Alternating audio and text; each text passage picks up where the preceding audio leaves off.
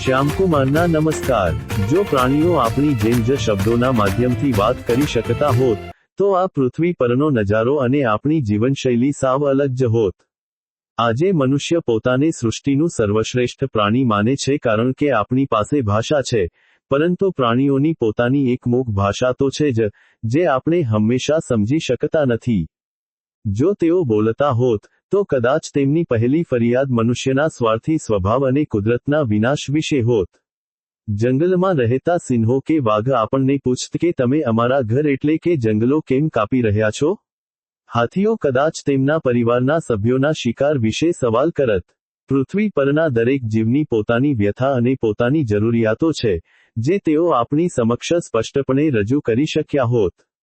સૌપ્રથમ, પાલતુ પ્રાણીઓ જેવા કે ગાય, કૂતરા કે બિલાડી આપણને તેમના પ્રત્યેના આપણા વ્યવહાર વિશે ઘણું બધું કહેત। એક વફાદાર કૂતરો કદાચ આપણને કહેત કે તેને માત્ર ખાવાનું જ નહીં, પણ તમારો થોડો વધુ સમય અને વહાલ પણ જોઈએ છે। રસ્તા પર ભટકતા પ્રાણીઓ તેમની ભૂખ અને ઠંડી ગરમીમાં પડતી મુશ્કેલીઓ વિશે આપણને કહીને આપણી સંવેદનશીલતાને જગાડત। ગાયો અને અન્ય પશુઓ કદાચ પ્લાસ્ટિક ખાવાને લીધે થતી તેમની પીડા વિશે આપણને ચેતવણી આપત। તે સમયે આપણને અહેસાસ થાત કે આપણે જાણે અજાણે આ મૂંગા જીવોને કેટલી મોટી તકલીફો આપી રહ્યા છીએ। પ્રાણીઓના બોલવાથી આપણા હૃદયમાં તેમના માટે દયા અને સહાનુભૂતિનો નવો સંચાર થયો હોત।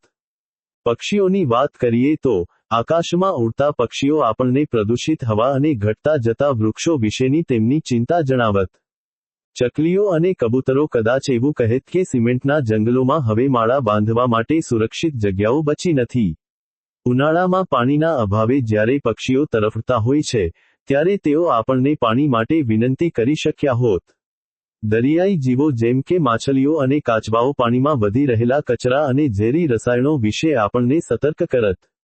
તેઓ કદાચ મનુષ્યોને સમજાવત કે જો આ પર્યાવરણ સુરક્ષિત નહીં રહે, તો એક દિવસ માનવ જાતિ પણ જોખમમાં આવી જશે।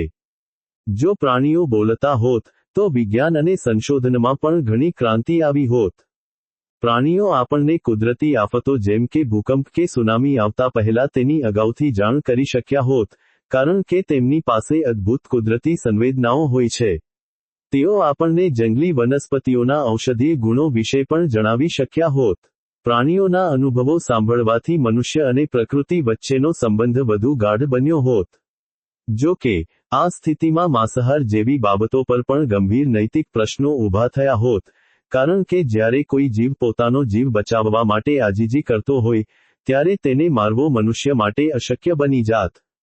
અંતે, જો પ્રાણીઓ બોલી શકતા હોત, તો તેઓ આપણને એ જ શીખવાડત કે આ પૃથ્વી માત્ર મનુષ્યો માટે જ નથી, પણ દરેક જીવનો તેના પર સરખો અધિકાર છે। તેઓ આપણને પ્રેમ, વફાદારી અને કુદરત સાથે લયમાં જીવવાનો પાઠ ભણાવત। કદાચ તેઓ આપણને વિનંતી કરત કે, અમને પણ જીવવા દો, અમને પણ શ્વાસ લેવા માટે શુદ્ધ હવા અને પીવા માટે ચોખ્ખું પાણી આપો। આ કાલ્પનિક વિચાર આપણને એ સમજાવવા માટે પૂરતો છે કે ભલે પ્રાણીઓ બોલી શકતા નથી, પણ તેમની મૌન પીડાને સમજવી અને તેમનું રક્ષણ કરવું એ આપણી પવિત્ર ફરજ છે। દુનિયાને વધુ સુંદર બનાવવા માટે આપણે તેમના અવાજ વિનાના અવાજને સાંભળવો જ પડશે।